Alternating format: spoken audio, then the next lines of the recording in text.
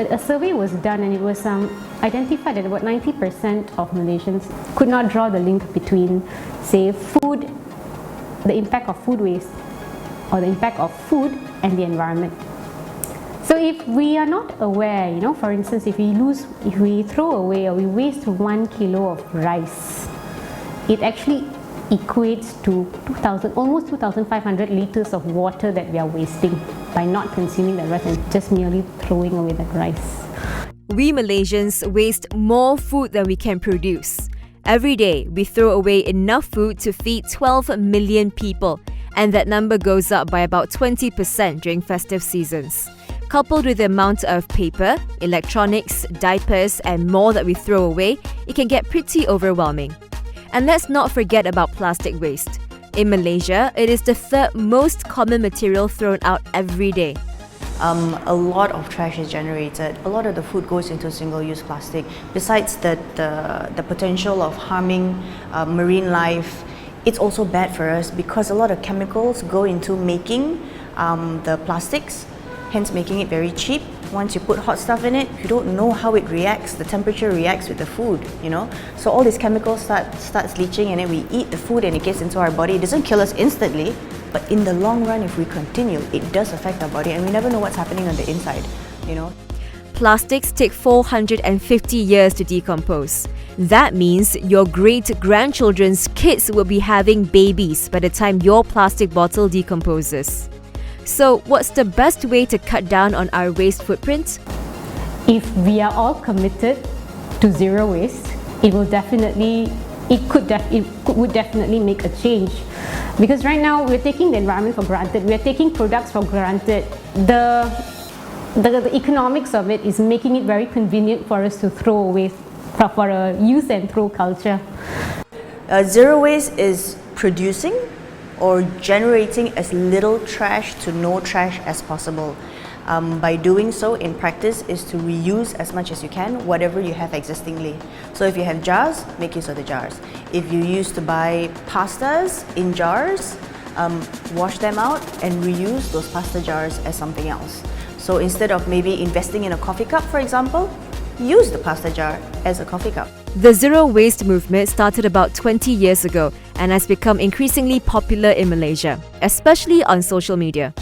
A lot of people, they join the movement because they believe that it's a trend, it's a trendy lifestyle, which is good at the same time is bad for the movement. Good is that more and more people join this movement, and once they join, they will get into this topic more and they will understand more how to live zero waste lifestyle.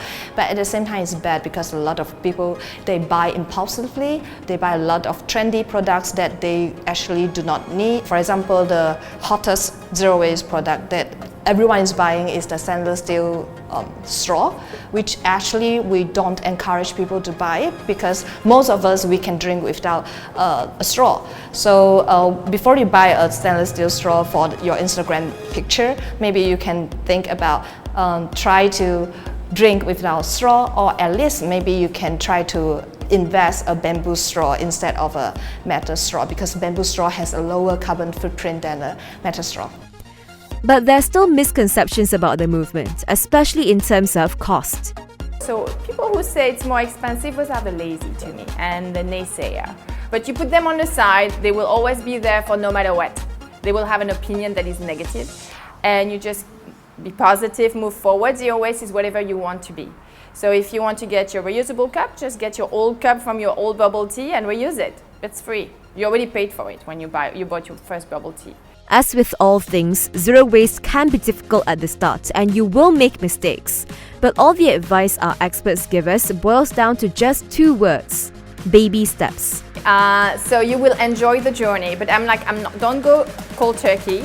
Do not go from the day to a heavy consumer, a heavy trash maker to zero waste. You might feel discouraged. I think when a lot of people, when they just started, they feel very stressful because they thought that going zero waste means that you cannot produce any waste. You must be very, very perfect. But actually going zero waste doesn't mean you can make the transition overnight.